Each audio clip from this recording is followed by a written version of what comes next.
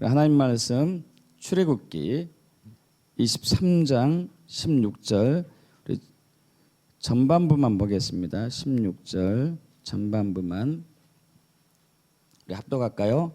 맥추절을 지키라.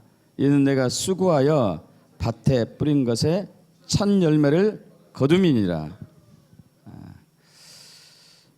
여러분 맥추절은 하나님의 7절기 중 하나죠. 유월절, 무교절, 초실절 혹은 부활절, 그리고 맥추절, 그리고 나팔절, 대속제일, 그리고 장막절 혹은 초막절로 되는 7개 절기 중에 하나이죠. 어떤 면에서는 하나님의 명절이고 하나님의 기념일이라고 할 수 있겠습니다. 여러분 세상 나라들 모든 나라마다 명절도 있고 기념일도 있습니다. 우리나라도 마찬가지고 미국도 그러고 일본도 그러고 중국도 그러고 모든 나라마다 이제 명절과 기념일들이 있는 것이죠. 여러분 이 명절과 기념일들은 우리 각 나라마다 우리나라 같은 경우는 3.1절, 광복절, 제헌절, 개천절 이렇게 있는데 또 명절로는 이제 신년, 신정, 구정 그리고 추석 이렇게 있는데 그럼 지켜야 될까요? 말아야 될까요? 왜 지켜야 될까요? 왜 각 나라마다 명절을 지키죠? 기념일을 지킵니까? 그것은 그 국민의 그 국가의 정체성과 연결되기 때문에 그러죠. 이 대한민국이 어떤 나라고 어떻게 세워졌는가 이 개천절에서 찾아볼 수 있잖아요. 또 3.1절을 통해 가지고 우리 선조들이 어떻게 일제 식민지에서 투쟁했는지를 그걸 통해 찾아볼 수가 있는 것이고 8.15 해방을 통해서 광복절을 통해서 어떻게 우리나라가 그 일제에서 해방되는지를 알 수 있는 것이고 그래서 명절 기념일은 이 국가적인 데스티니 혹은 국가적인 정체성과 관련되어 있는 굉장히 중요한 것입니다. 여러분 그런데 우리는 여호와의 절기에 대해서 굉장히 안일하고 무지하고 좀 나태한 부분들이 많습니다. 오해하고 있는 부분들도 많고 여기 중에 있는 분도 그런 생각이 있는 분도 있을 거예요. 이것은 이스라엘 백성들이 지켰던 이스라엘의 절기인데 명절인데 왜 우리가 지켜야 되는가? 이것은 구약에 있었던 구약의 절기들인데 왜 신약 시대에 우리가 이걸 지킬 필요가 있겠는가? 여러 가지 이제 생각들을 갖고 있죠. 여러분은 어떻게 생각하십니까? 이걸 꼭 율법주의자처럼 지켜야 되는가? 이런 이제 가치관을 갖고 있는 사람도 있고, 여러분 이런 의견들은 성경 말씀은 아니고 의견입니다. 생각이고 신약 시대는 지킬 필요가 없다. 이것은 이스라엘 절기다. 이건 꼭 구태여 이렇게 얽매일 필요가 없다. 율법주의다. 여러분 이렇게 생각하는 것들은 생각할 수 있겠죠. 이렇게 주장할 수 있겠고 그러나 이것은 진리는 아니에요. 각자의 생각이고 의견일 뿐이지. 예수님께서는 분명히 이렇게 말씀하시죠. 마태복음 5장 17절 18절에 내가 율법이나 혹은 토라 선지자를 폐하러 온 줄로 생각하지 말아라. 폐하러 온 것이 아니라 어떻게 하러 오셨다고요? 완전하게 온전하게 하러 왔다. 성취하러 왔다는 것이죠.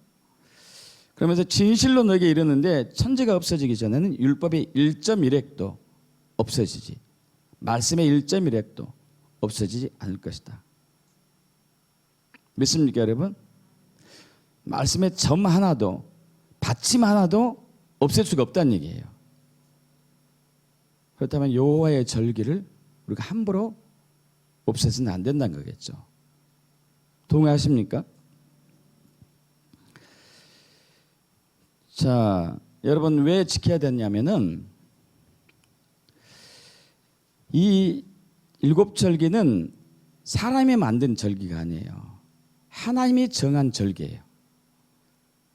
이스라엘의 절기가 아니고 하나님의 절기입니다. 믿습니까? 그래서 레위기 23장이 일곱 절기에 대해서 상세히, 안식일에 대해서도 상세히 얘기한 부분인데, 레위기 23장 1절 4절 이렇게 얘기하죠. 여호와께서 모세에게 말씀하여 이르시되 이스라엘 자손에게 말하여 이르라. 이것은 나의 절기들이니. 누구의 절기입니까?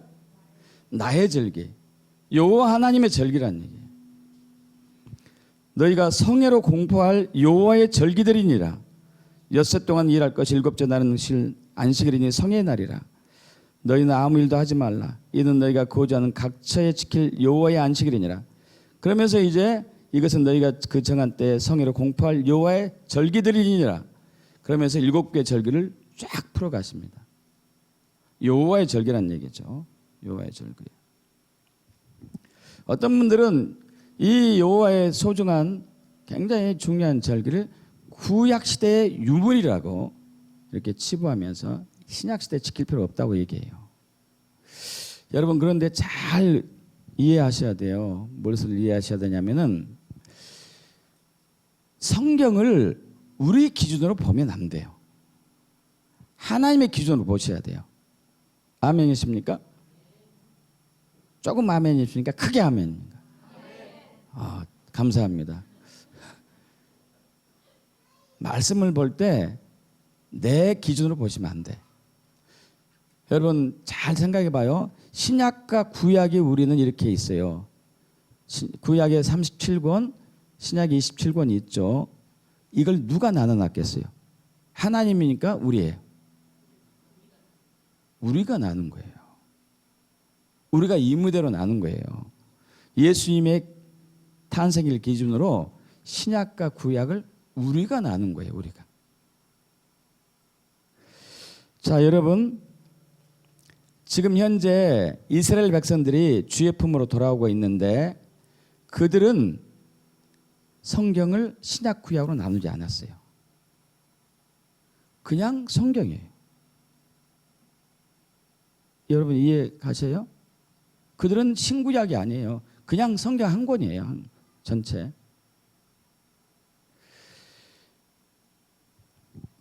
어떤 사람은 구약을 성부 하나님의 시대, 예수님 당시를 성자 예수님의 시대, 신약 시대를 지금을 성령 하나님의 시대로 나누기도 해요. 신학자들도 그렇게 하고 목회자들도 그렇게 하고 성도들도 그렇게 하고. 여러분, 하나님은 삼위의 하나님이 분리됐습니까? 하나 있습니까? 하나죠. 삼위일체 하나님이시요. 그 삼위의 하나님은 분리된 적이 없었어요. 딱 한 번 외에는 예수님께서 십자가에 못 박혀 달려 돌아가실 그 순간 외에는 창세 전에 지금 창세 후에도 한 번도 분리되지 않습니다. 창세기 1장에 태초에 하나님이 천지를 창조하시니라 이렇게 하면서 땅이 혼돈하고 공허하며 흑암이 깊음 위에 있고 하나님의 영은 수변에 운행하시니라. 하나님이 이르시되 빛이 있으라 하시면 빛이 있었고. 여러분, 성부 하나님이 그리고 성령 하나님과 성자 예수님이 함께 지금 천지를 창조하는 상황입니다. 혼자 하지 않으셨어요. 그래서 이제 원어로 이제 그 창세기 1장 1절 이렇게 우리가 보면은 베레시트, 바라, 엘로힘, 에타샤마임, 에트하라츠. 그러니까 태초에 베레시트, 바라 창조하셨다. 바라. 누가 엘로힘, 엘로힘이라는 단어는 단수가 아니고 복수라는 단어예요. 복수. 누가 창조했다는 얘기예요? 삼위의 하나님이. 삼위의 하나님이 창조하신 거예요. 에트하샤마임, 하늘과 땅을. 자, 성부 하나님이 창조하시는데 말씀을 하는데 말씀은 성자를 예수하시고 그리고 성령 하나님이 운행하시고 함께 역사하신 거예요. 함께. 구약 시대 우리가 나누는 구약이든 예수님 시대든 신약이든 하나님은 항상 삼위로 역사하셔요. 믿습니까? 예나 지금이나 변함없어요. 그런데 우리가 편리하게 우리 기준으로 보기 편리하게 그냥 우리가 임으로 나누는 것뿐이에요. 또 어떤 분은 구약을 율법의 시대, 신약을 은혜의 시대라고 나눠요. 여러분도 그렇게 많이 이해하고 있죠. 여러분 절대 그러지 않습니다. 구약이든 신약이든 은혜와 말씀, 즉 율법 말씀이 항상 같이 했어요. 그리고 먼저 앞선 것은 은혜가 먼저 앞서요, 항상. 여러분 노아 당시에 사람들이 굉장히 타락했습니다. 그런데 하나님이 어떻게 인정하죠? 그러나 노아만큼은 하나님의 뭘 입었어요? 은혜를 입었더라. 그때 성경이 있었을까요? 없었을까요? 기록된 성경이 없었어요. 그런데 어떻게 하나님은 노아에게 은혜를 주셨어요. 그럼 이게 율법의 시대입니까? 은혜의 시대입니까? 은혜의 시대죠. 할렐루야. 믿습니까? 은혜의 시대예요. 아브라함 때 마찬가지예요. 노아 이후 1000년이 지난 아브라함 때 와서 그때도 성경 없었죠. 기록된 성경이 없었었죠. 아브라함이 하나님께서 은혜로 아브라함을 초청하신 거잖아요. 그리고 지시할 땅으로 가라고 얘기한 거죠. 여러분 하나님의 은혜가 없었던 적은 창세 전부터 지금까지 한 번도 없습니다. 믿습니까? 근데 우리가 구약은 율법의 시대, 우리가 편리하게 은혜의 시대 이렇게 나눈 거예요. 그럼 사람의 논리에 하나님의 역사를 왜곡해서는 안 되는 거거든요. 사실 성경 66권도 우리가 나눈 거예요. 창세기, 출애굽기, 레위기, 신명기 뭐 이렇게 민수기, 신명기, 여호수아, 룻 뭐 이렇게 쭉 우리가 나눈 거죠. 우리가 원래는 하나님은 나누지 않았어요. 우리가 보기 편리하게 찾기 편리하게 나눈 거죠. 그러면서 우리가 규정 짓는 거지. 하나님의 역사를. 성령은 바람처럼 운행하신 분이기 때문에 우리가 나눌 수가 없어요. 믿습니까? 이제 그러다 보니까 우리 기준으로 이제 절기 지키지 않아도 돼. 이거 지키는 것은 구태여 지키는 막 악착같이 매달리는 율법주의야. 구약시대의 전유물이잖아. 이거 우리의 기준이에요. 주님은 1.1획도 그분의 언약을, 그분의 약속의 말씀들을 성취하지 않으신 적이 없습니다. 그렇다면 왜 여호와의 절기가 중요한가 이거죠. 여호와의 절기가 중요한지. 아까 이제 서두에 제가 각 국가가 명절과 기념일들이 있는 것은 그 국가의 정체성, 국가의 나아갈 방향들을 결정한 데서 굉장히 중요하기 때문에 지키고 그것을 계속 이어가고 있는 것이지 마찬가지입니다. 여러분 예수님이 절기를 지켰을까요? 안 지켰을까요? 지키셨어요. 명절 때 항상 예루살렘에 올라가셨어요. 항상. 그리고 십자가 지신 날도 어느 날 십자가를 지셨죠? 6월절 날. 6월절 때. 무덤 속에 들어간 날도 무교절 날. 부활하신 날도 초실절. 정확하게 역사해요. 그리고 우리 이제 요한복음 7장에 보면은 생수의 강물 얘기가 나오잖아요. 누구든지 목마르거든 내게로 와서 마시라. 나를 믿는 자는 성경에 이룬 것 같이 그 배에서 생수의 강이 흘러나올 것이다. 할렐루야. 그럼 우리는 예수께로 가야 되죠. 근데 이때가 명절 끝날이라고. 명절 끝날. 그 명절이라는 얘기는 장막절 혹은 수장절 이 얘기죠. 7개 절기 중에서 맨 마지막에 있는 거. 근데 왜 하필이면 명절 끝날에 생수의 강에 대해서 얘기했는가? 다른 때도 있었고 다른 절기도 있었었고 다 할 수 있는데 왜 명절 끝날에 큰 소리로 얘기했는가?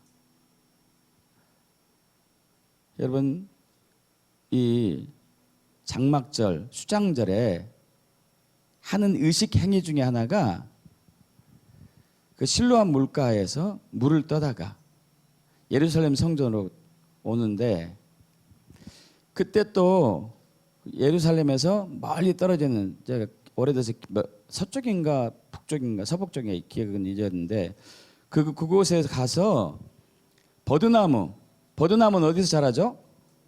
물가에서 자라잖아요. 버드나무가 물가를 떠나는 순간 마르죠. 근데 그것을 버드나무 가지를 꺾어가지고 예루살렘 성전 마당에 딱 꼽아놔요. 그럼 이것이 말라 죽을까요? 싱싱하게 살아날까요?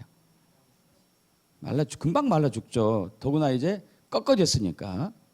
그럼 물가도 아니니까. 그런데 이스라엘 백성들은 실로암에서 떠온 물을 그 버드나무 꼽아놓은 끊어가지고 꼽은 그 버드나무 주변에다 물을 뿌리면서 이것이 살아나기를 기도하는 거예요. 이스라엘이 살아나길 기도하는 거죠. 생수가 터져나오길 기도하는 거죠. 이때 예수님이 선포하는 거예요. 절기에 맞춰가지고. 그럼 절기는 굉장히 중요해요. 믿습니까, 여러분? 우리가 그냥 우리 가치관으로 그렇게 생각하는 것들이죠. 특히 이제 레위기나 이제 모세오경에서는 세 절기를 중요하게 여기죠. 유월절, 오늘 나누고자 하는 맥주절, 그리고 장막절, 수장절. 자, 왜 이제 우리가 맥주절, 수장, 이 절기를 지켜야 되고 무슨 의미가 있는지를 좀 나눠보기를 원합니다. 여러분, 유월절은 이제 이스라엘 달력으로 니산월, 우리나라 같으면은 3월 달에는 4월 달이죠. 니산월 14일 날 시작되죠. 14일 날. 그리고 그 다음 날에 이제 무교절이 시작돼요. 그리고 그 다음 날에 이제 초실절이 되고. 자, 그리고 난 이후에 어떤 성경에서는 6월절을 시작해서 50일째 되는 날이 이제 지금 우리가 얘기하는 맥주절 얘기하고, 어떤 성경 본문에서는 초실절을 기준으로 해가지고 50일째 되는 날을 이제 그 맥주절로 이렇게 말하기도 합니다. 그래서 이제 거기에 보는 각도에 따라서 차이가 이제 한 2, 3일씩 나겠죠. 그건 중요한 것은 아니고, 자, 맥주절은 초실절이라고도 불러요. 맥주절을 초실절이라고 부릅니다. 7절기 중에서 초실절이 2개가 있어요. 2개가. 유월절, 무교절 다음에 오는 초실절이 있고, 그 다음에 지금 우리가 얘기하고자 하는 맥주절 초실절이 있고. 자, 유월절, 무교절 다음에 오는 초실절은 이때에 이스라엘 백성들이 보리를 추수하는 시기에 그래서 보리를 추수해 가지고 하나님께 드리죠. 그래서 보리의 첫 열매를 하나님께 드리는 것이죠. 이때 이 초실절은 보리를 드리는 날이고, 그리고 이제 1호부터 50일이 지난 지금 이제 맥주절, 이 50일이 지난 이 맥주절에는 밀을 추수할 때 그래서 밀을 드릴 때예요. 지금 밀. 근데 우리나라는 7월 달에 대부분 지켜요. 7월 1일에. 7월 첫 번째 주일에. 왜 그럴까요? 보리 추수가 이때기 때문에 변형시킨 거죠. 우리에게 맞게 변형시킨 거죠. 우리에게 맞게. 여러분, 사실 근데 그러면 안 돼. 여호와의 절기인데 우리 상황에 맞춰서는 안 되는 거지. 우리 상황에 맞춰서는요. 그 기준으로 가야 되죠. 그래서 저도 이제 이 절기를 놓고 많은 고민했었습니다. 이미 이제 우리 기존 교회에서 이렇게 알아왔는데 성경에 있는 그대로 한꺼번에 딱 가면은 목사님이 좀 이단기 있는 거 아니야? 막 이런 생각을 할 수 있을 것 같아가지고 좀 천천히 하고 있는 거예요. 천천히. 내년에는 좀 여러분들이 동의한다면은 진짜 맥주절로 갈 거예요. 진짜 맥주절로. 그래 의미가 있거든요. 왜 맥주절에 중요한지 좀 나눠보겠습니다. 맥추절을 통해서 우리는 무엇을 기억해야 될 것인가? 무엇을 드리고 무엇을 나누기를 원하고 그 의미는 무엇인가를 우리가 살펴보기 원합니다. 맥추절은 세 가지가 굉장히 중요해요. 세 가지 의미가 있어요. 첫째는 하나님이 어떤 분이신지를 다시 한번 우리가 확인하고 확증하는 날이에요. 맥추절은 하나님은 창조주시고 만물을 운행하신 섭리자이십니다. 믿습니까? 모든 것을 공급하시고 우리 필요를 채우시는 분이시죠. 할렐루야. 여러분, 오래전에 제가 러시아 선교사를 만난 적이 있는데 그분이 추운 지방에서 선교를 하는데 오랫동안 선교하다 보니까 러시아는 춥기 때문에 주로 이제 육류 또 빵 종류를 많이 먹는데요. 제일 먹고 싶은 게 뭘까요? 야채, 김치. 이게 정말 먹고 싶은 거예요. 이분이 특히 깻잎 사랑해가지고 깻잎을 그렇게 먹고 싶었어요. 그래서 한국에서 깻잎 씨앗을 가져왔어요. 심었어요. 났을까요? 안 났을까요? 안 났어요. 그래도 이 선교사님이 집요한다고 했죠. 그 다음에도 심었어요. 역시 또 안 났어요. 너무 먹고 싶은데.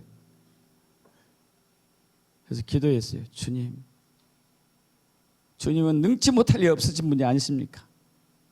내가 이렇게 먹고 싶어 하는데 왜 이해가 안 나올까요? 주님 하실 수 있어야 믿습니다 하고 3년째 또 심었어요. 놀라지 마십시오. 그때 났어요. 할렐루야. 기뻤을까요? 안 기뻤을까요? 얼마나 기뻤겠어요.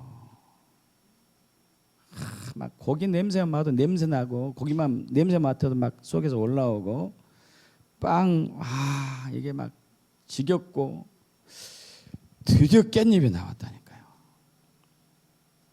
그래서 이분이 깨달았죠. 하나님이 나의 공급자이시구나. 하나님이 이런 분이시구나.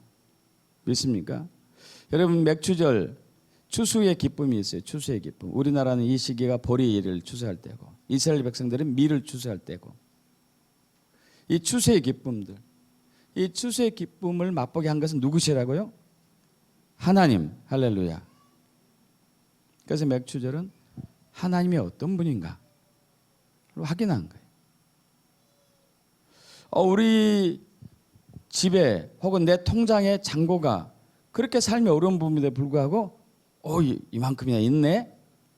누가 그렇게 하신 거예요? 하나님이 하신 거죠. 그래서 감사해서 예배를 드리는 거죠. 하나님이 어떤 분이신가? 하나님이 어떤 분이신가?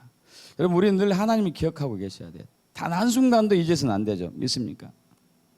단 한순간도 하나님 놓쳐서는 안 돼요. 사탄 마귀는 우리가 항상 순간순간 하나님을 잊어버리도록 우리의 눈이 세상을 향하게 하고 우리의 마음이 자꾸 나를 향하게 하고 사탄이 하는 짓을 따라하게 만드는 것이 마귀가 하는 역할인데 여러분 거기에 이제 유혹에 속아서 넘어가면 안 되죠. 그래서 맥추절에서 의미는 첫 번째는 하나님이 어떤 분이신가 그것을 확인해야 돼요. 우리는 늘 확인해야 되지만은 특히 하나님은 맥추절 때 초실절 때 이 시기에 나의 공급자이시다. 나의 필요를 온전히 채우신 분이시다. 이것을 확증하는 시기예요. 믿습니까? 우리 옆에 분에게 한번 얘기합시다. 하나님은 나의 공급자이시고 온전한 필요를 채우시는 분이 하나님이십니다. 당신의 하나님이십니다. 이렇게 얘기할까요? 하나님은 당신의 모든 필요를 온전하게 채우시는 공급자이십니다. 공급자이십니다. 할렐루야. 자, 두 번째 맥추절 의미는 내가 누군가예요. 내가 누군가를 알아야 돼요.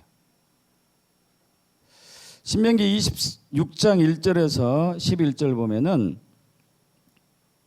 이스라엘 백성들에게 모세를 통해서 말씀하십니다. 백성들아, 이제 너희가 얼마 후면은 가나안 땅에 입성할 텐데 거기서 땅을 차지하면서 살게 될 텐데 그 땅 토지에서 솟아난 얻은 소득의 만물 첫 번째 것을 나에게 가져오라. 이게 초실절이죠. 첫 번째 열매를 나에게 가져오라. 이게 이것을 원하신 것이죠. 그러면 너희가 복을 받을 것이다. 복을 받을 것이다. 여러분, 하나님은 첫 번째 것을 굉장히 중요시 여깁니다. 첫째 것을. 왜냐하면 그 첫째는 맏아들은 그 집안의 대표가 되잖아요. 그죠? 그리고 소득의 첫 열매도 그 모든 소득의 대표가 되는 것이고, 다 주장한다는 얘기죠. 우리 이제 올림픽 게임 같은데 여러분, 우리나라가 대표 선수를 파견합니다. 그러면 그 사람은 개인입니까? 아니면 국가입니까? 국가죠. 국가 전체를 상징하는 것이죠. 마찬가지예요. 우리가 첫 것을 들었을 때 이 첫 것만 하나님 것이 아니고 모든 것이 다 하나님 것이라는 우리의 고백이에요. 고백. 예수님께서 본인에 대해서 이렇게 얘기합니다. 고린도서 15장 20절에 그리스도께서 죽은 자 가운데 다시 살아나사 잠자는 자들의 뭐가 됐다고요? 첫 열매. 할렐루야. 여러분, 그분이 십자가의 제단으로 돌아가심으로 인해 가지고 잠자는 자들의, 죽은 자들의 첫 열매가 된 거예요. 이건 무슨 얘기냐면은 그분이 십자가의 죽음으로써 부활하심으로써 부활한 것이죠. 부활해서 자기 자신을 첫 열매로 드린 거예요. 이를 통하여서 인류가 예수님이 인류의 대표자가 됨으로써 인류를 구원할 수 있는 길이 열렸다는 얘기죠. 할렐루야. 믿습니까? 인류를 구원할 수 있는 길이 열린 거예요. 인류가 구원받게 되었다는 것이에요. 할렐루야. 유월절은 예수님의 고난과 죽음을 의미하고, 무교절은 무덤 속에 들어가신 예수님을 의미하고, 부활절 혹은 초실절은 부활하신 예수님을 얘기하죠. 이때 예수님이 부활하심으로써 잠자는 자들의 첫 열매가 되셨어요. 할렐루야. 그래서 우리가 구원받을 수 있는 길이 열린 것입니다. 근데 그리스도인들은 무엇인가? 여러분, 너무 또 은혜로운 말씀이 야고보서 1장 18절인데 이건 좀 우리가 살펴봐야 될 것 같아요. 합독 선포해야 될 것 같아요. 야고보서 1장 18절 보겠습니다.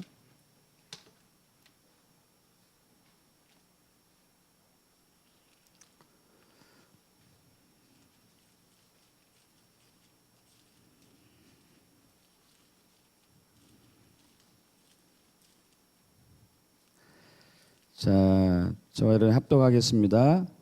그가 그 피조물 중에 우리로 한 첫 열매가 되게 하시려고 자기의 뜻을 따라 진리의 말씀으로 우리를 낳으셨느니라. 우리로 뭐가 되게 하기 위해서요? 첫 열매. 할렐루야.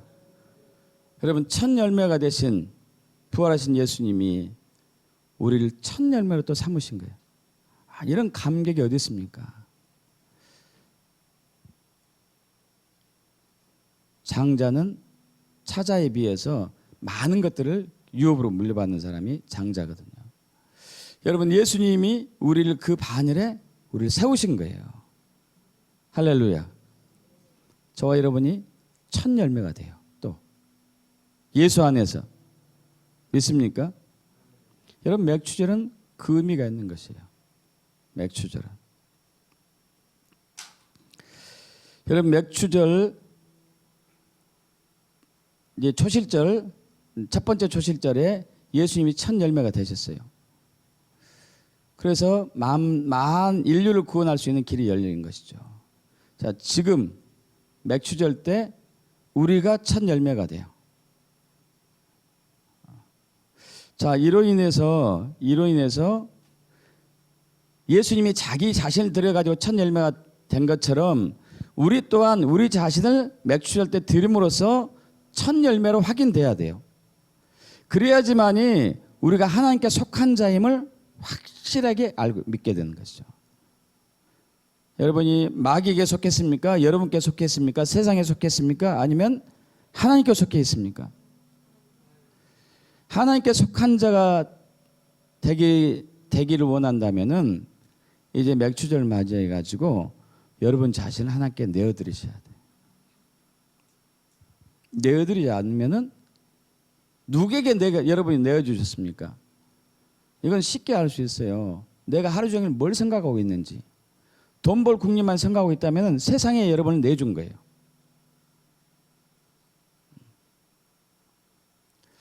막 어떤 공부만 집요하게 하고 있다면 자기 자신에게 내어준 것이고. 여러분, 우리는 하나님께 항상 우리 마음을 집중해야 돼요. 하나님께 저와 여러분을 내어주셔야 돼요. 믿습니까?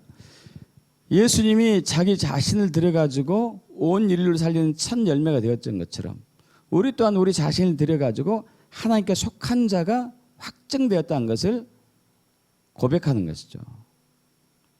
여러분, 하나님께 속한 자는 야고보서 요한일서 5장 17절 18절에 뭐라고 그러죠? 하나님께 속한 자는 마귀가 만지지도 못한다. 할렐루야.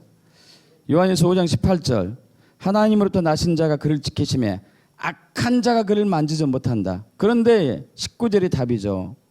우리는 하나님께 속하고 세상은 악한 자에 속했기 때문에 하나님께 속했을 때 마귀가 만지지도 못해요. 우리의 삶의 많은 영역에서 마귀가 만져서 우리의 것을 뺏어가고 건강도 뺏어가고 재정도 뺏어가고 관계도 깨뜨리고 사회 분열도 일으키는 것은 우리가 하나님께 속해 있지 않을 때 마귀는 마음대로 할 수 있어요. 그럼 맥주절을 통해 가지고 우리는 다시 하나님께 속해져야 돼요. 할렐루야.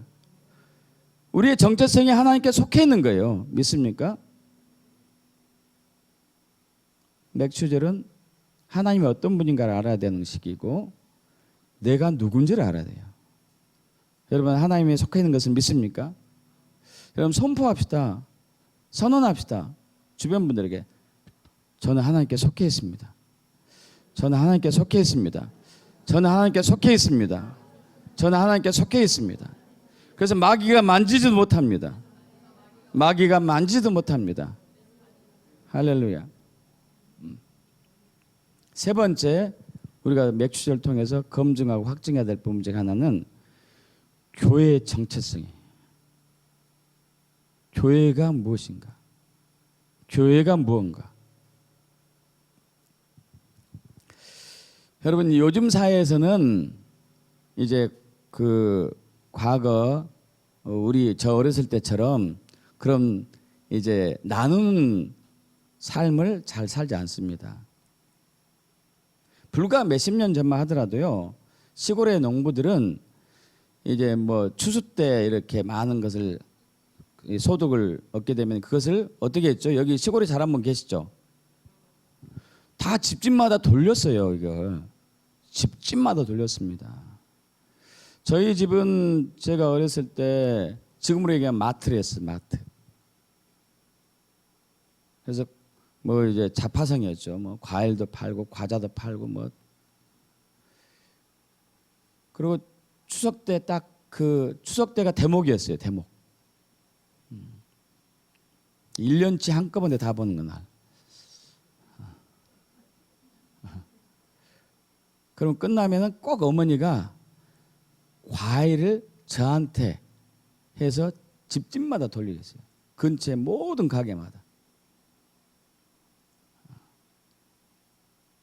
추수의 기쁨을 같이 나누는 거죠. 여러분, 이러면 기쁨이 더 커지는 거예요. 그게 내가 번 것을 꼭 내가 붙잡고 있는 것보다도 내가 번 것을 나누는 때 훨씬 기쁨이 커집니다. 훨씬 즐거움이 커져요. 믿습니까, 여러분? 근데 현대사회가 이게 자꾸 줄어가는 거죠. 여러분, 미국의 추수감사절 유래가 바로 그거잖아요. 1960년대 메이플라워를 타고 청교도들이 이제 그 박해를 피해서 미국으로 가가지고 갖은 고난 끝에 절반 가까이 온 사람이 죽고 이제 씨를 심었는데 그 이듬해 추수 때가 돼가지고 풍성하게 나타나서 얼마나 기뻤는지 인디언 족속들을 초빙하고 해가지고 함께 나눈 것이 유래가 돼가지고 지금 추수감사절이 된 거 아니에요? 지금도 그걸 지키면서 이제 칠면조 고기를 해가지고 막 주변에 막 나누죠. 맛은 별로 없는 것 같아요. 예. 여러분 3,500년 전 맥추절 때 시내산에서 모세에게 이스라엘 백성들에게 하나님이 말씀을 주신 날이기도 합니다. 할렐루야. 말씀을 주신 날이에요. 이 날이. 토라를 주신 날이고. 굉장히 중요한 거죠. 이 맥추절은. 또 2000년 전인데 우리 마가다락방에 있었던 120 성도들에게 성령이 부어진 날이에요. 오순절날. 할렐루야. 성령 강림절이라고 얘기도 하죠. 굉장히 중요하죠. 굉장히 중요해요. 여러분 3,500년 전에 말씀이 부어지고 또 2000년 전에 성령이 부어짐으로써 본격적으로 교회가 시작이 되었습니다. 교회가 시작이 된 것이죠. 교회는 그래서 예수를 증거하고 천국복음을 전하는 데 있어서 말씀과 성령을 가지고 증거하는 것이죠. 믿습니까?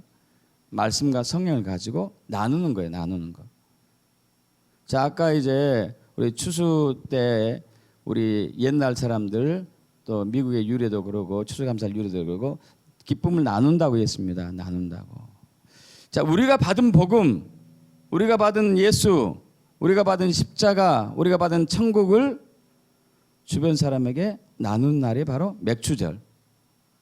그 의미를 되새기는 것. 그 의미를 되새기는 것이죠. 근데 그냥 나눈 게 아니고 선물을 가지고 가야 되는데 그게 말씀과 성령인 것이죠. 믿습니까? 말씀과 성령을 가지고 복음의 말씀을 가지고 성령의 능력 권세로서 나누는 것이죠. 우리 마태복음 16장에 베드로의 신앙 고백 위에 예수님이 큰 복을 주십니다. 너의 신앙 고백 위에 이 반석 위에 내가 교회를 세울 텐데 에클레시아 교회를 세울 텐데 음부의 권세가 이기지 못할 것이다. 여러분 음부의 권세는 지금도 여전히 활동하고 있습니다.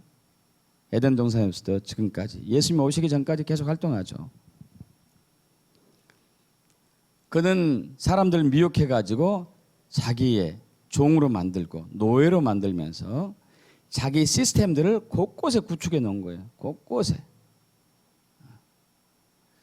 동성애 추종자들, 종교다운주의, 모든 종교에 구원이 있다고 부르짖는 사람들.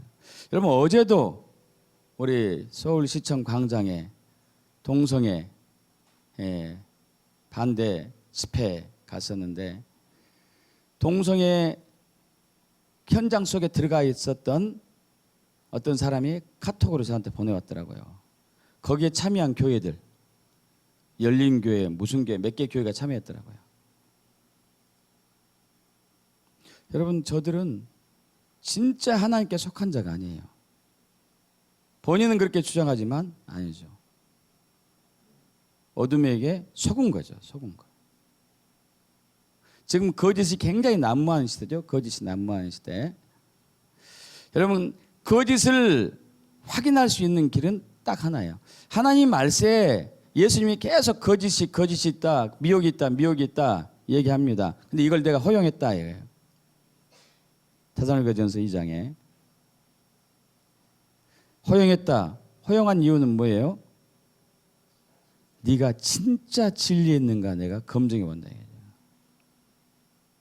여러분 안에 진리가 안전하게 항상 있지 않으면은 속임수에 다 넘어가게 되어 있거든요. 자, 그런데 그렇게 속임수에 넘어가 있는 이 세상 사람들을 구원하려면은 우리에게 힘과 능력과 권세가 있어야 되는데 그게 말씀의 권세고 십자가의 능력이고 성령의 권능이에요. 할렐루야. 있습니까? 그걸 가지고 우리는 주변 사람들에게 복음을 전해야 되는 것이죠. 예수가 우리의 유일한 주인 되십니다. 그는 첫 열매가 되었습니다.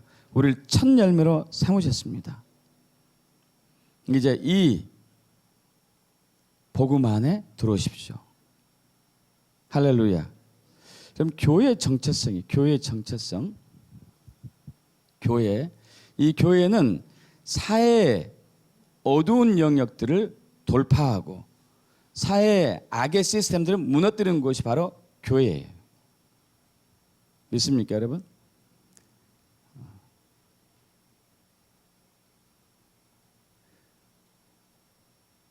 요즘은 좀 나아졌는데 대부분의 교회들이 동성애에 대해서 침묵했습니다. 아킬레스 건을 건들지 않겠다는 얘기죠. 그러는 사이에 이 세상은 점점점 병들어가고 어둠 속에 들어갔죠.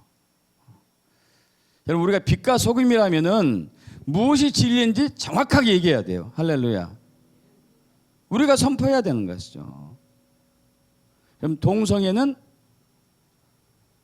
죄입니다. 그러나 동성애자인 여러분은 사랑합니다. 할렐루야. 믿습니까, 여러분? 당신은 내가 사랑하지만 당신을 사랑하기 때문에 동성애의 죄에서 당신이 벗어나길 원합니다. 이 소리를 지르는 게 교회여야 되죠.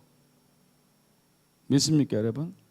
교회가 침묵하는 사이에 박원순 서울시장을 비롯한 저 동성애 추종자들은 서울시민 인권원장을 만들려고 하다가 하나님의 정말 기가 막힌 은혜로 무산되고, 그러나 올해 또 국회의원 25명과 전문위원들 수십 명이 모여가지고 1월 달부터 지금까지 계속 추진해 왔어요. 그래서 8월 달에 국회에 법을 상정한대요. 이제 한 달뿐이 안 남았네. 한 달. 한 달 사이에 저와 여러분이 죽기를 각오하고 이걸 막아내지 않으면은 이 교회 설 자리 없어져요. 우리 일제시대 때 신사참배에 참여했던 교회들 같은 형태로 되겠죠. 그것을 진정한 교회라고 볼 수가 없죠. 그래서 이 시스템을, 악의 시스템을 막는 것은 우리 힘으로 능으로 안 되고 하나님의 말씀과 성령의 권능을 할 수가 있습니다. 그래서 맥추절은 중요한 거예요. 믿습니까, 여러분? 맥추절 때 말씀이 왔고 맥추절 때 성령이 강림했고, 할렐루야. 그래서 이게 중요한 거죠.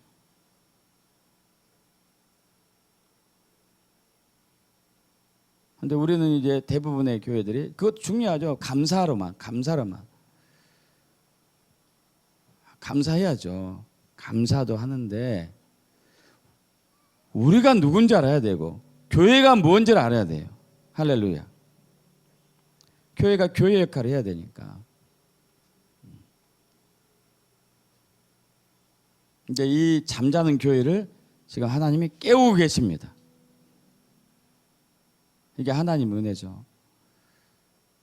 자꾸 반복해서 말씀드리는 것 가운데 하나가 우리 4월달 13, 14, 15일날 상암 월드컵 경기장에 국가회계 성회를 시작으로 인해 가지고 이제 지난주에 끝난 아시아 캠프까지 계속 깨우고 있어요.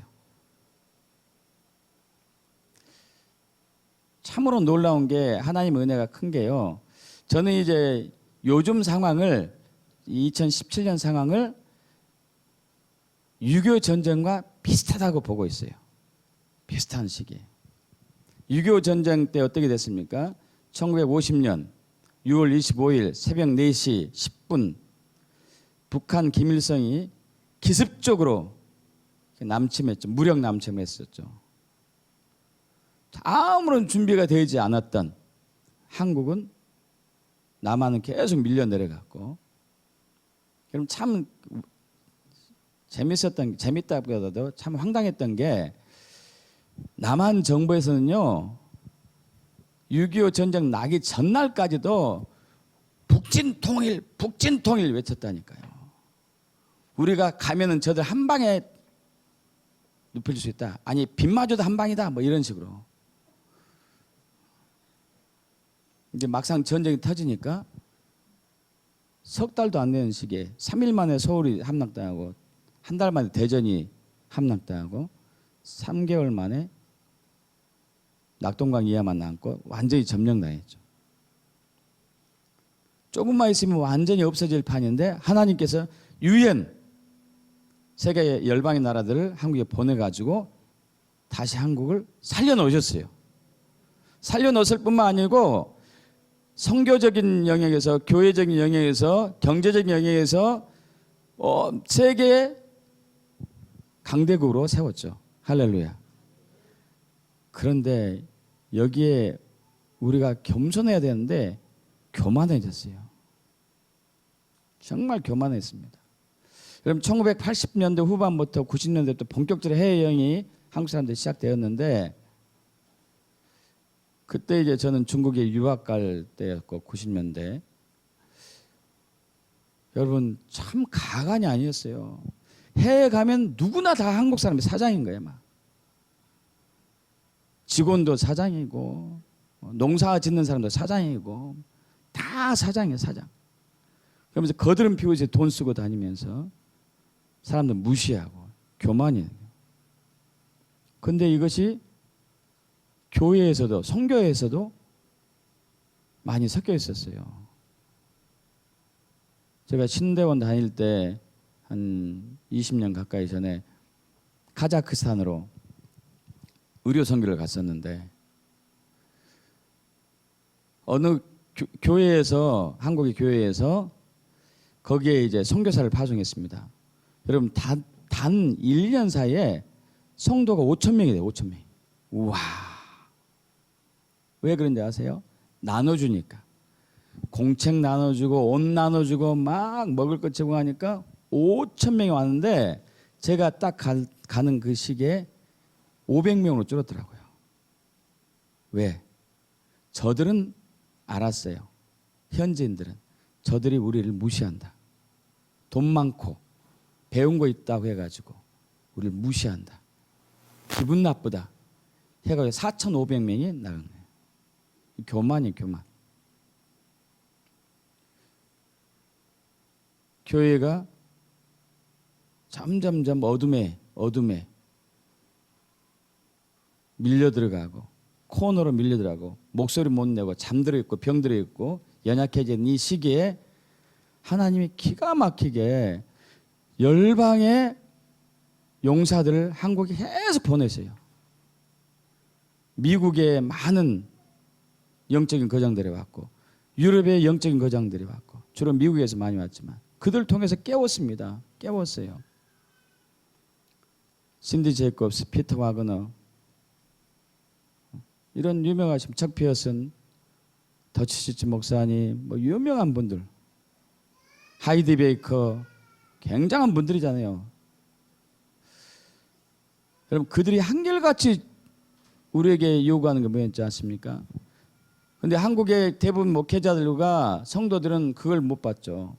한결같이 요구하는 것이 하나님의 얼굴 구하고 하나님과 친해지십시오. 하나님께 몰인하십시오. 근데 이것을 우리는 보지 않고 그들이 사역하는 것, 그들이 부흥된 것만 막 따라다니는 거예요. 그러니까 여기 온 분들이 한국에 왔다 가면 힘든 거예요. 영적으로. 하나님께서 이렇게 풀어내는데 우리는 이렇게 틀고 있거든. 그럼 가면은 다시 한국에 오기 싫대요.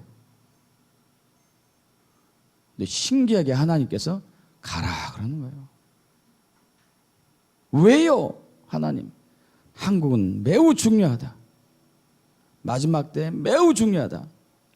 여러분 이 참 우리가 타락하고 부패하고 잠들어 있고 병들어 있고 세상과 연합되어 있는 우리가 중요하대요. 하나님의 은혜가 얼마나 큰지 믿습니까 여러분? 하나님의 은혜가 얼마나 큰지요. 그래서 계속 보내는 계속. 그러다 안 깨어나니까 이제는 아프리카에 잔물리들 보내고 인도에 사두 셀바르지 보내고 이번에 필리핀에 비숍 보내고 예전에는 선진국으로부터 문명과 문화의 선진국 종교의 선진국부터 이렇게 와서 좀 받아들이면 했는데 요즘은 좀 껄쩍지근한 입장에 교만한 우리를 낮추려고 교만한 우리를 낮추려고요. 우리가 고개 숙이고 저들한테 배워야 돼요. 배워야 돼요.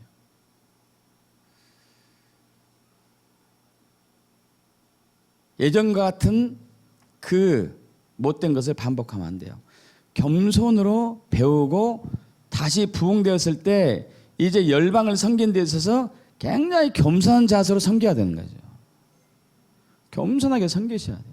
옛날에는 오만하게 복음을 전하고 거만하게 저들이 내 밑으로 들어오길 원했는데 이제는 아니죠. 이것은 킹덤이 아니죠. 킹덤이 하나님 나라가 아니죠.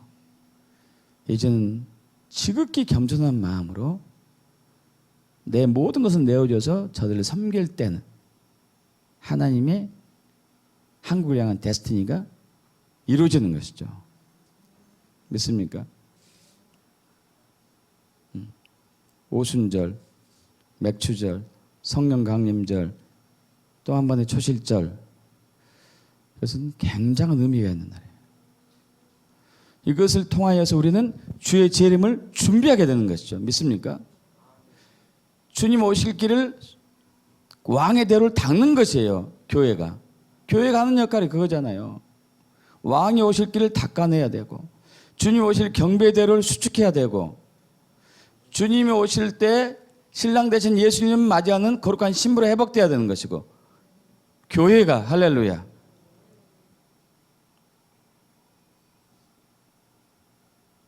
여러분, 하나님은 성경에 있는 그대로 말씀에 있는 그대로 역사하십니다. 그래서 우리는 함부로 우리의 가치관으로 절기들은 구약 때나 있었고 이때는 별로 필요 없고 율법주의적으로 갈 필요가 없고 이런 가치관을 가지시면 안 돼요. 성경에 있는 그대로 하나님의 관점으로 성경을 바라봐야 되고 거기 겸손하게 엎드려야 되겠죠. 맥주절은 올해 나눌 맥주절의 의미는 하나님이 어떤 분인가를 다시 한번 봐야 돼요. 할렐루야. 그리고 내가 누군지를 다시 한번 확인해야 되고 나를 드림으로써 하나님께 속한 자임을 확증해야 되는 것이고 또 교회가 어떤 존재인지를 확인해야 되는 것이고 믿습니까? 이 사회가 점점 어두워지고 있는데 교회가 빛을 발해야 되겠죠. 할렐루야. 성령 강림 때 오신 성령의 능력으로 3,500년 때 말씀이 신의 산에 부어졌은 그 권세로 십자가 들고 나가야 되죠. 이것이 맥주절의 의미예요. 그렇게 되게 축복합니다. 할렐루야. 아멘. 우리 기도하고 마치겠습니다.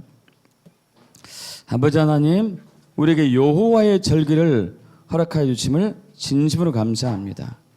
유월절, 그리고 무교절, 그리고 초실절 혹은 부활절, 또 이번에 맥추절, 앞으로 가을 절기에 있어서 나팔절과 대속제일, 그리고 장막절, 이 모든 것들은 당신의 절기이지만 우리가 하나님을 더 신뢰하고 하나님을 바라보고 우리 자신이 누군지를 알며 또 교회에서 어떻게 이 나라와 열방을 또 향해서 나갈 줄 알게 하는 귀한 절기들임을 믿습니다. 주님, 더 이상 우리가 인간적인 관점으로 하나님 말씀 보지 않게 하시고 하나님의 기준으로 하나님 말씀 볼 수 있는 영적인 눈을 더 열어주시옵소서. 그래서 우리가 영적으로 더 성장하고 권능이 세워져서 이 어둠의 시스템을 무너뜨리고 거룩한 신부로 단장되어서 주님 오실 길을 준비하는 왕의 대로를 준비하는 마지막 시대에 용사들이 되길 원합니다. 그래야 할 주님을 찬양합니다. 영광 받아 주시옵소서. 우리 주 예수 그리스도로 축복하며 기도합나이다. 아멘. 자, 우리 다 일어나시고요. 저번 주처럼 또 합시다. 저번 주 어떻게 하는지 아시죠? 삥 둘러가지고 팔짱을 꼈습니다. 손을 잡는 게 아니고 팔짱을 꼈어요. 좀 가까이 가셔야 되겠죠?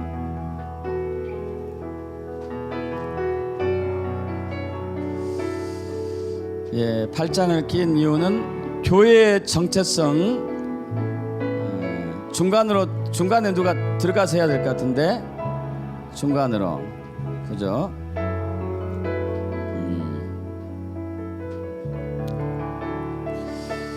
교회는 하나님의 정부가 세워지는 곳인데 그것은 하나 되었을 때 연합되었을 때 그렇게 되는 것이죠.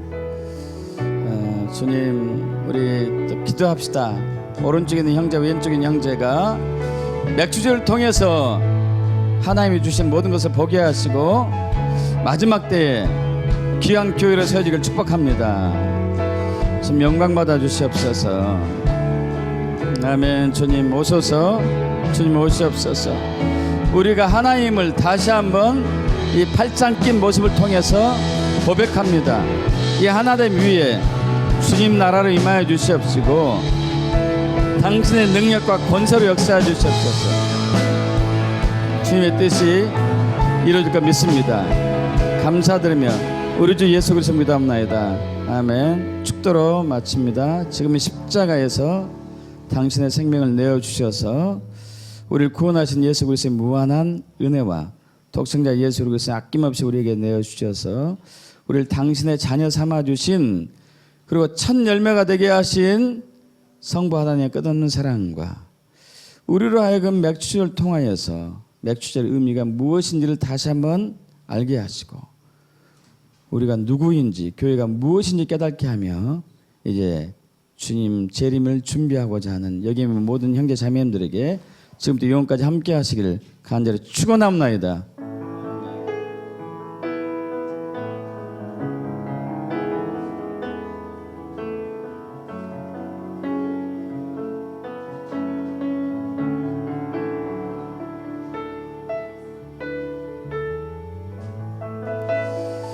아멘.